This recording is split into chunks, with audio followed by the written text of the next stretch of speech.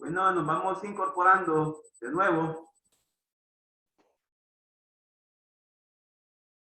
Bien, estábamos que a dónde nosotros debemos de fomentar esa nueva tabla de valores, pues precisamente en los tejidos sociales, en donde nosotros como sociedad intervenimos,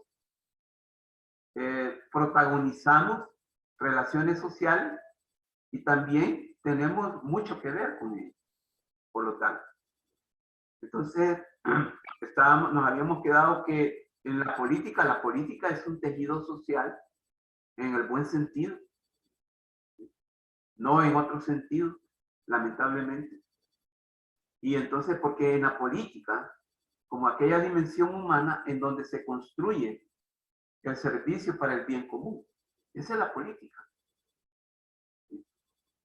Y no el otro sentido, digamos, lo que se dice de la política. Lamentablemente en El Salvador hay un sentido peyorativo de la política. Ustedes ya han escuchado decir a la gente que la política es sucia, que solo es para robar. Eso es terrible, esa lectura de política que se tiene. Bueno, incluso hasta hay una aseveración estereotipada. Llegarle con política, dice. Yo no sé si ustedes han escuchado eso. Llegarle con mentiras. Eso quiere decir. Pero ese es el sentido peyorativo, negativo de la política. Porque el buen sentido de la política es el que estamos planteando nosotros aquí.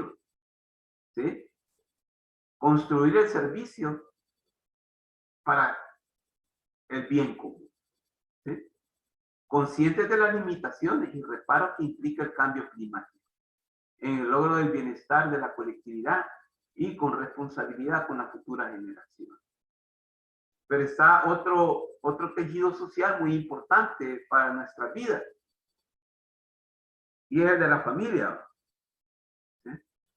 Es donde quizás tenemos más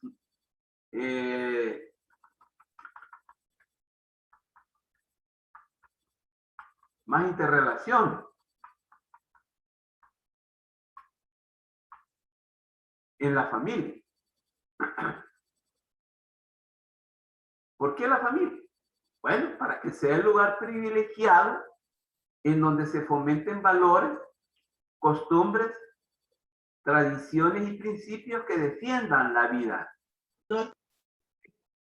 y acordes a la nueva realidad que marca el cambio climático. Ojo, o sea, ahí en la familia hay que empezar a concientizar o concienciar más a los niños de que hay un problema, ¿sí? Que se llama cambio climático.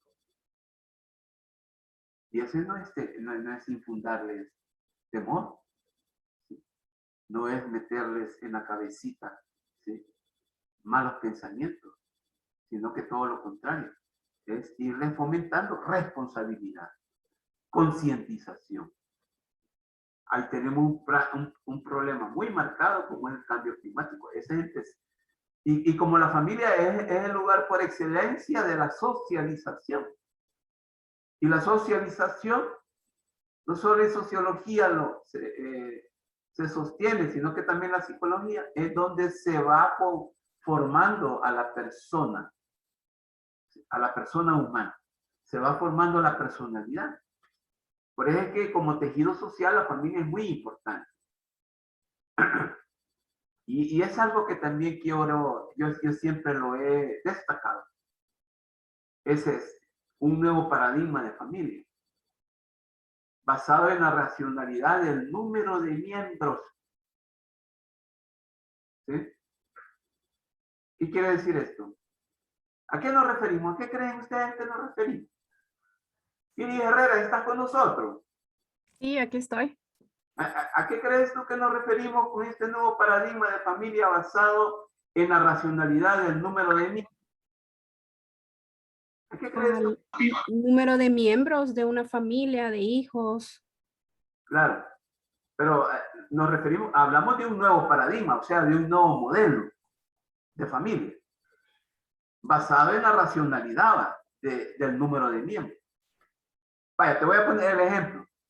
Por ejemplo, mi papá y mi mamá fundaron una familia y tuvieron 8 hijos. ¿Sí? Tuvieron 8 hijos. Gracias a Dios pudieron criarlo. ¿Sí? Pero los tiempos pasados eran, digamos, muy distintos a los de ahora. Así Entonces, es. claro. Mi Pero abuela, ahora, de hecho, mi abuela me contaba a mí que antes las familias tenían más hijos porque trabajaban en el campo. O sea, había mucho que sembrar y de ahí comían porque como, ajá, entonces necesitaban mano de obra y por eso me dijo, teníamos bastantes hijos. ajá, Pero a este tiempo, la verdad que no está bien difícil tener 8 hijos, 9 hijos. O sea, antes puede uno con uno o dos. correcto. Entonces, cuando nosotros decimos un nuevo paradigma de familia basado en la racionalidad del número de miembros, es que hay que concientizarse, ¿sí? Sensibilizarse primero y después concientizarse en, en la capacidad, en la capacidad sostenida que se tenga como familia para poder tener hijos. O sea que, bueno, ahora se dice que en El Salvador las mujeres tienen menos hijos, están teniendo menos hijos, 1.6. Ese es el último dato que yo tengo. Ahora bien, escúchenme este dato. Sí, están teniendo menos hijos, pero los están teniendo muy jóvenes.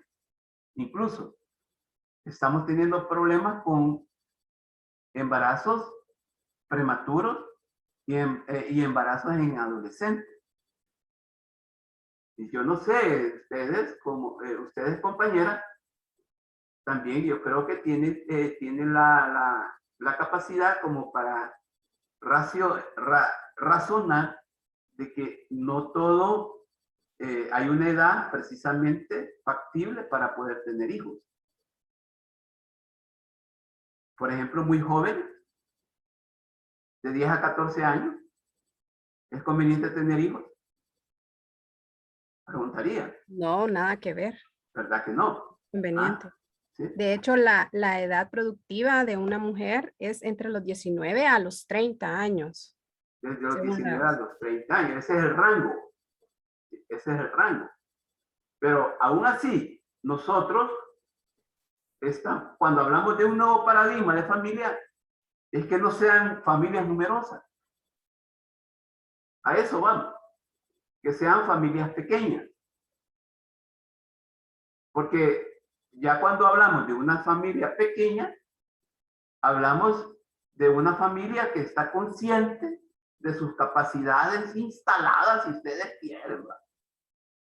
Y de sus capacidades también adquiridas para poder tener el número de hijos que han planteado o que se han planificado tener. Y por eso es que hablamos de la racionalidad del número de miembros.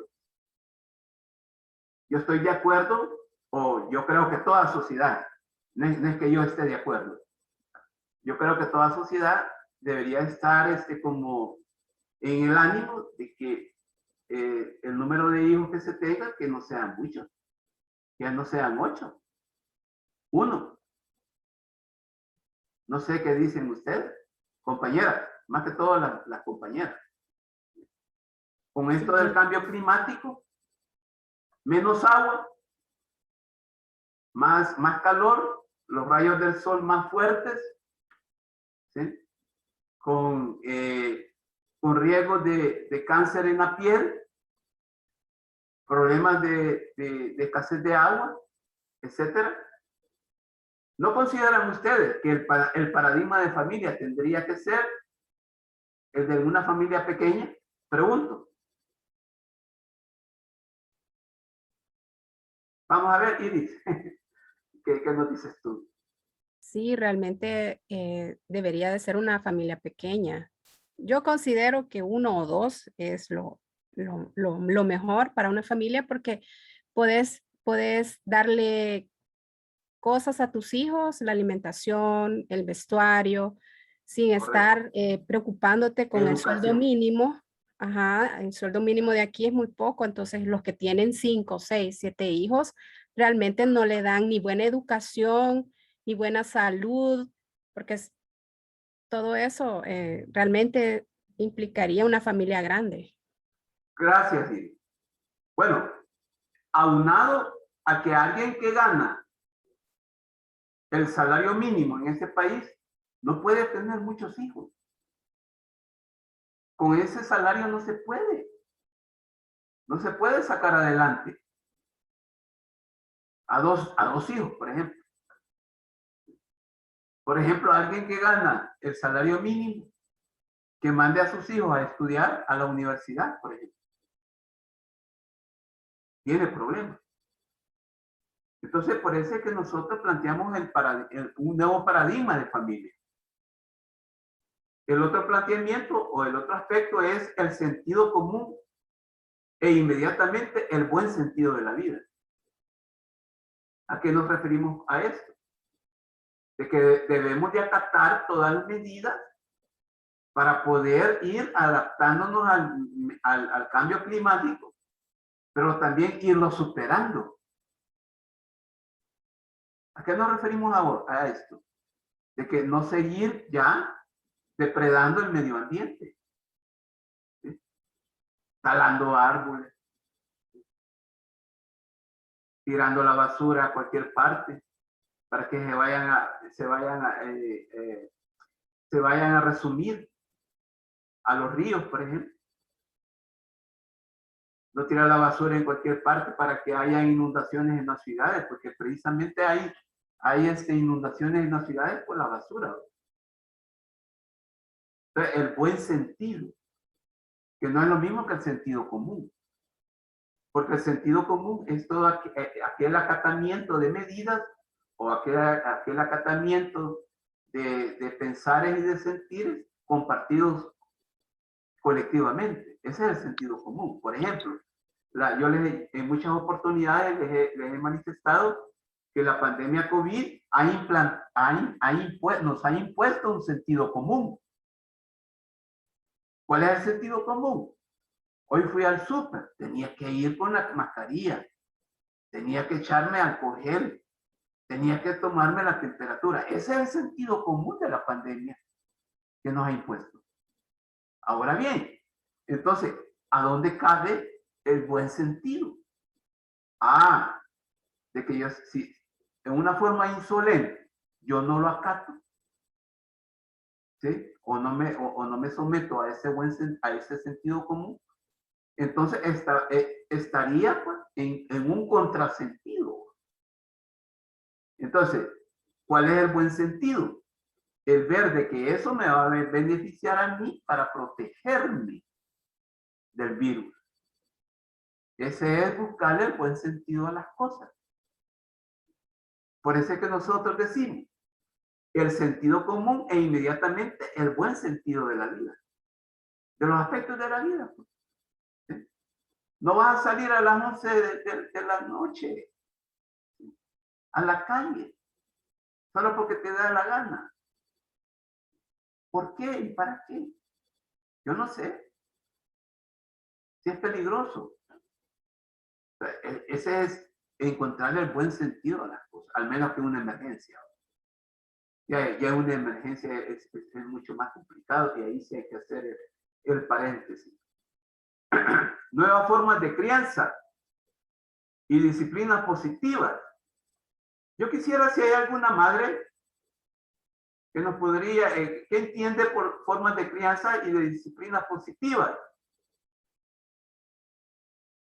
O si tienen alguna idea de qué es las nuevas formas de crianza. Y esto de disciplinas positivas. Mire, yo solo me pongo a pensar, ¿verdad? Y voy a comenzar hablando de un sentido bíblico. El que ama disciplina, Ojo, Dios nos ama y por eso nos disciplina, no nos castiga. El Dios de la Biblia no castiga, disciplina, eso sí, porque nos ama. Entonces eso retomémoslo para la familia. Uno va a disciplinar, no va a castigar. Porque ama a esa persona. Llámese hijo, hija. Entonces, una nueva forma de crianza sería eso. ¿Sí? Y una disciplina positiva. Por ejemplo, muchas veces nosotros como padres hemos cometido los errores. Hemos cometido muchos errores cuando criamos a nuestros hijos. Pero resulta que ahora hay disciplinas positivas en las cuales sin tocar al niño o a la niña con un dedo, podemos disciplinarlo. Podemos disciplinarlo a través de la educación, ¿sí? A través del buen sentido de las cosas.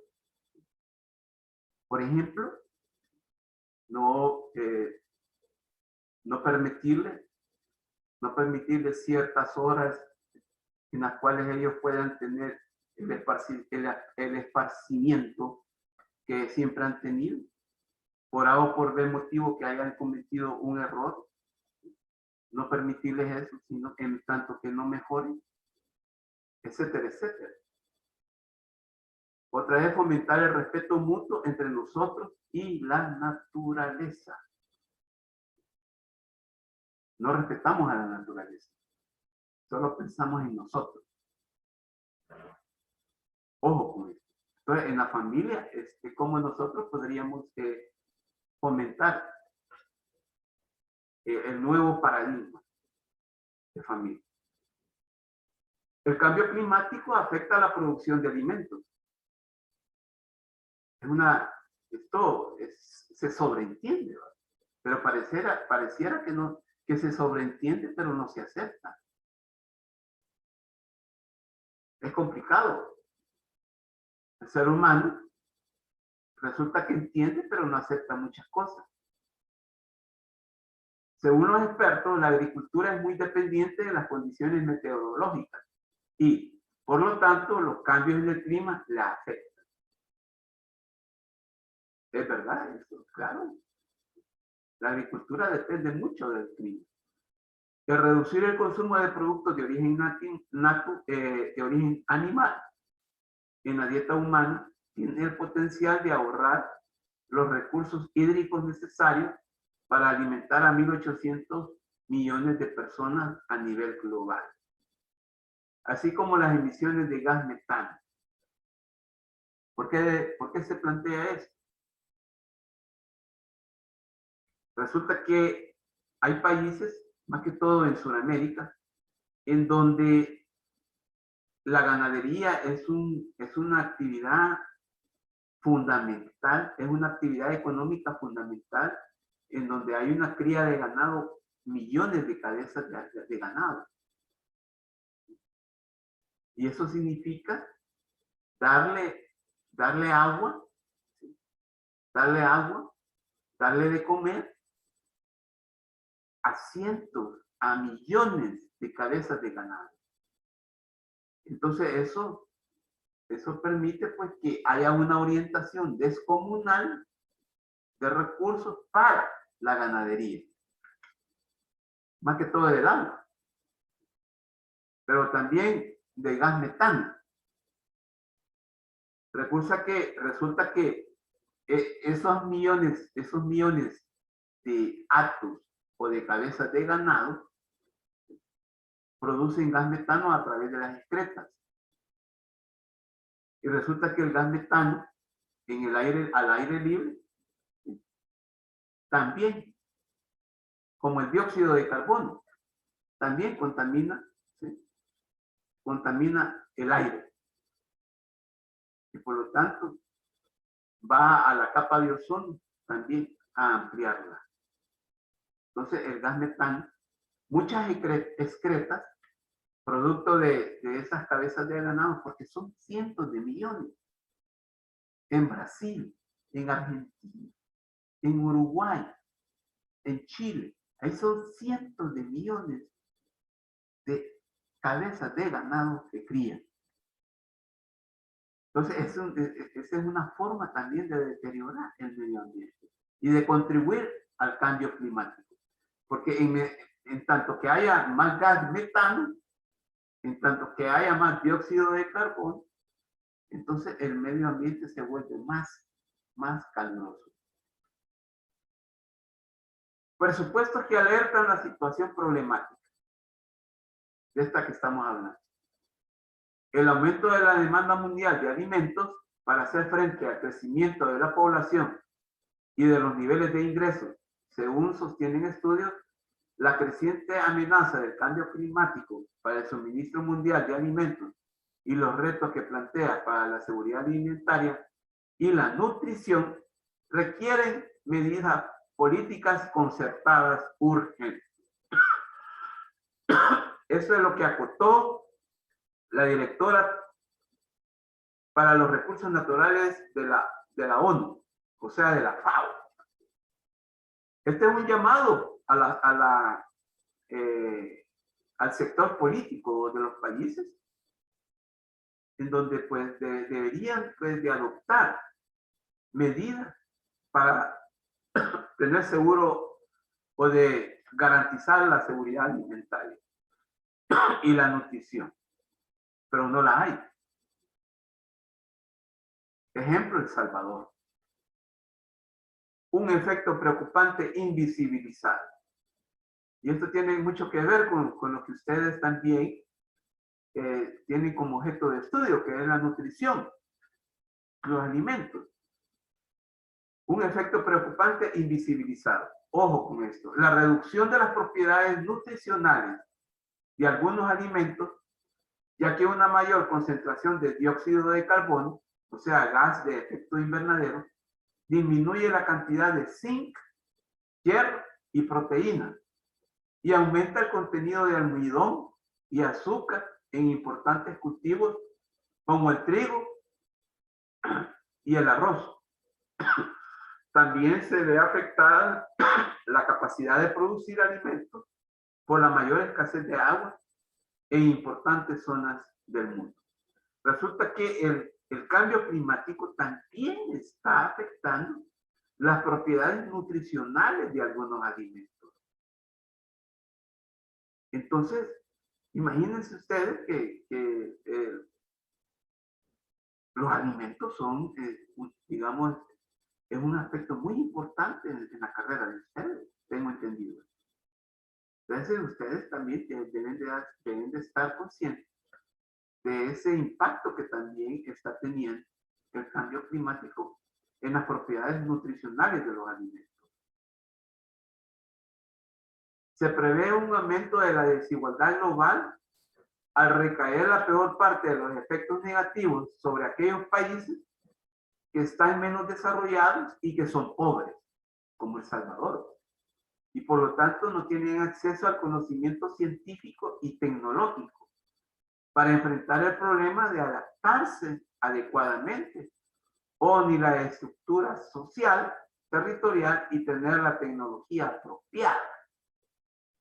Mire, esto tiene que ver con muchas formas de proceder, con muchas formas de actuar. Fíjense que aquí nosotros está la idea, no tienen acceso al conocimiento científico y tecnológico. Y eso es cierto, nosotros lo que tenemos es información, pero no a la ciencia ni a la tecnología del cambio climático, porque ya la hay. Tenemos información, pero no tenemos la ciencia, no tenemos la tecnología para enfrentar el problema y adaptarnos. Pero una forma burda de adaptarnos al cambio climático sí está habiendo. Ya saben cómo. Resulta que muchas familias, por ejemplo aquí donde yo vivo, están poniendo aire acondicionado. ¿Sí? O sea, sienten calor. más calor que antes. Entonces, raro. La forma más fácil, comprar un aire acondicionado. Y esa no es la forma adecuada, correcta para adaptarse al cambio climático. Porque un aire acondicionado también, igual que la refrigeradora, produce gases de efecto invernadero, produce dióxido de carbono. Porque creen que las refrigeradoras por la parte de atrás son bien calientes y no ponen hasta la ropa a secar. Pues. No sé si ustedes en su casa han hecho eso. Quisiera saber la experiencia de alguien. Yo me he dado cuenta que en algunos lugares ponen la ropa a secar atrás de la refri. Pero es una forma burda de adaptarse. Sí, poner inmediatamente un aire acondicionado, claro, te va a solucionar. ¿En qué estamos? Estamos hablando de una sustentabilidad, pero no de una sostenibilidad. Ojo, eso es actuar sustentablemente y no en una forma sostenible. Entonces, todas esas personas que ponen aire acondicionado, lo que están haciendo es una adaptación, pero una adaptación que no es sostenible en el tiempo ni en el espacio. En cuanto al comercio, se estima que aumentarán los flujos desde latitudes medias y elevadas hacia regiones y latitudes bajas con un menor potencial de producción y exportación. Al tiempo que los fenómenos extremos como sequías y ciclones pueden perturbar el transporte y las cadenas de suministro. Resulta que el cambio climático es multidimensional en este sentido, porque afecta, perdón, afecta incluso hasta el comercio de los alimentos. Imagínense que aumentan los flujos desde latitudes medias y elevadas hasta las latitudes bajas, con un menor potencial de producción y exportación. ¿Qué quiere decir esto? Bueno, que va a haber, pues, donde el comercio que venga de afuera, ¿sí? Resulta que va a tener latitudes medias y elevadas con potenciales mucho más, digamos, más altos para poder cubrir las latitudes bajas con menor potencial de exportación. Nosotros estamos en las latitudes bajas. ¿Sí? Ojo, y por lo tanto no podemos exportar más, ¿sí? O como se debería. Entonces, vamos a ver que nos van a invadir los productos, los productos de los países que tienen mayor flujo o latitudes medias y elevadas de comercio, nos van a invadir de alimentos. Y muchos de ellos son los transgénicos. En cambio, nosotros no vamos a poder exportar, en primer lugar, porque no producimos. Ya nos declaramos como importadores de alimentos, pudiendo producir a nivel interno alimentos. A eso nos referimos con esto del comercio. Va a haber una asimetría, una desigualdad, un desequilibrio. Además que los fenómenos extremos como las sequías y los ciclones pueden también perturbar el transporte y las cadenas de suministro. Al haber pues digamos, una suspensión de la navegación, ya sea por aire, por mar o por tierra. El comercio por sí solo no es una estrategia de adaptación suficiente, sino que se requiere una adaptación interna que permita a países y regiones evitar la fuerte dependencia de las importaciones. Este es un llamado para nuestro país, que no quiere empezar a cultivar sus tierras y producir sus alimentos, sino que se estaban utilizando las tierras cultivables para la caña de azúcar, para la agroindustria, para la caña de azúcar, la palma africana, etcétera. Si ustedes van a ver la mayor parte de las tierras cultivables del departamento de La Paz, de Usulután, y también en San Miguel también, son terrenos, son territorios en donde se está cultivando nada más caña, monocultivo, palma africana, y en su defecto también tengo entendido que están cultivando soja, la soja, pero esos son monocultivos agroindustriales, no es para producir alimentos, y eso no necesita el país. El cambio climático afecta tanto la producción, transformación, distribución y consumo de alimentos. Imagínense, es toda una cadena a la que afecta, así como a la disponibilidad de alimentos seguros e inocuos. Seguros e inocuos. ¿Qué es eso de inocuo? Alimentos higiénicos, ¿sí? Limpios. A eso se refieren a los alimentos seguros e inocuos. A ustedes les debe de importar mucho la inocuidad de los alimentos. Cuando trabajen en la organización nutricionista de los pacientes, pues, en los hospitales. La calidad de estos parámetros disminuye cuando los sistemas alimentarios se estresan. Ojo, ¿qué es eso de estresarse? Que no están produciendo. Y si producen, no producen en las latitudes que deben de producir o en las cantidades que deben de producir. Caen en una situación de estrés. Las consecuencias en la seguridad de los alimentos son, por tanto, importantes. Algo que hay que tomar muy en cuenta entonces. Y es que el incremento de la temperatura en la superficie del mar provoca una mayor incidencia de enfermedades infecciosas transmitidas por el agua y vinculados a la presencia de toxinas en los mariscos. Ojo, también está afectando a los alimentos que se obtienen del mar a través de la pesca. Nos referimos a los pescados, a los mariscos, moluscos, que muchas veces hemos disfrutado como platos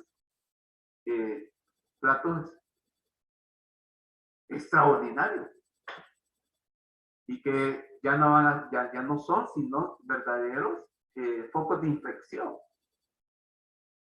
¿Por qué? Porque la temperatura en la superficie del mar ha provocado una mayor incidencia de enfermedades infecciosas transmitidas por el agua y vinculadas a la presencia de toxinas en los mariscos. Así que cuidado, hay que tener cuidado ahora. Fíjense que, yo no sé si, bueno, ustedes lo saben, creo. ¿Cuántas veces en la semana se puede consumir pescado? Iris Herrera, ¿sabes tú eso?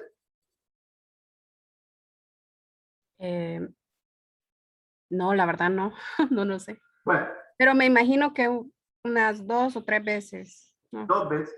2 veces. 2 veces. ¿Por qué? Bueno, el pescado por naturaleza trae mercurio, contiene mercurio. Y por eso es un reparo para no comer pescado todos los días. Ojo con eso. Entonces, porque el mercurio es malo para el cuerpo humano. Es tóxico para el cuerpo humano. Entonces, solo recomiendan de comer 1 o 2 veces, lo más, a la semana. Ahora bien, con este impacto del cambio climático, resulta que hay una mayor incidencia, o sea que la temperatura en la superficie del mar ha aumentado Y esto provoca una mayor incidencia de las enfermedades infecciosas transmitidas por el agua y vinculada a la presencia de toxinas en los mariscos. Y una de ellas es el mercurio. Entonces, hoy vamos a encontrar más mercurio en el pescado.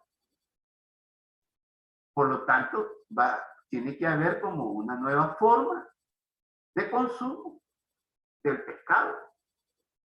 Quizás ya no sean dos, sino que una. Para los que les gusta el pescado, bueno, a mí me gusta. Según una investigación del 2015, elaborada por expertos de la Universidad de Gante, Bélgica, y la Universidad de Wageningen, Países Bajos, existe una relación entre los cambios en la temperatura y en las precipitaciones y la contaminación de la fruta y los vegetales. Esto es muy importante razonar. Existe una relación entre los cambios en la temperatura y en las precipitaciones y la contaminación de la fruta y los vegetales. Y es que la temperatura ambiente y los patrones de precipitaciones influyen en los alimentos y las enfermedades transmitidas por el agua. Por eso es que cuando llueve mucho, ¿sí?, hay que también tener cuidado. Resulta que pues, mucho calor, o sea, como estamos en eventos extremos, porque una de las características del cambio climático es que hay eventos meteorológicos extremos. ¿Sí? Por un lado, mucho calor, por el otro, mucha agua, y por el otro, mucho frío. Imagínense. Si no vean, pues, las grandes nevadas que se dan, pues, en los países como Estados Unidos, Canadá, ¿sí?, o en Europa. Nevadas que no se habían registrado en años, incluso siglos. También. Entonces, son eventos extremos. Entonces, eso produce enfermedades también. Enfermedades producidas por el agua, transmitidas por el agua también. Dentro de los patógenos más habituales, los científicos presentan una lista en la que aparecen la salmonela, la campylobacter y el enterovirus. Ojo. Bueno, ustedes que han llevado biología saben mejor. Bien, los efectos sobre la seguridad de los alimentos varían en función de los distintos procesos que pueden derivarse de los efectos del cambio climático. Esta es una declaración del Departamento de Agricultura de los Estados Unidos. Ojo, los efectos sobre la seguridad de los alimentos varían en función de los distintos procesos que pueden derivarse de los efectos del cambio climático. Así, la sequía provoca sobre todo una pérdida de vigor de las plantas. ¿Sí? En una sequía fuerte, el vigor de las plantas baja, lo que hace que éstas sean más susceptibles a la enfermedad. Las inundaciones y lluvias fuertes, en cambio, favorecen el crecimiento de hongos patógenos en las hojas, y muchos organismos que causan enfermedades se propagan con las corrientes del aire. Imagínense. Eso es lo que causan los efectos extremos. Bien. Estamos llegando al final del segundo periodo. Nos vamos a quedar aquí y el jueves proseguimos. ¿De acuerdo? Gracias. Bueno. Ok, licenciado. Pasen buenas tardes. Lick, yo tengo una pregunta, Lick. Dele. Antes de que nos vayamos. A la tarea que ya viene la otra semana, la del 1 de noviembre. Sí, el 1 es, el 1. El lunes es. Ajá, con lo de cómo el COVID ha afectado a diferentes. Sí. Siempre sigue que solo lo del segundo registro, o también agregamos los temas nuevos que hemos visto en este último registro. También tomen en cuenta estos temas. Va, muchas gracias, Lick. Bueno, hasta luego, adiós.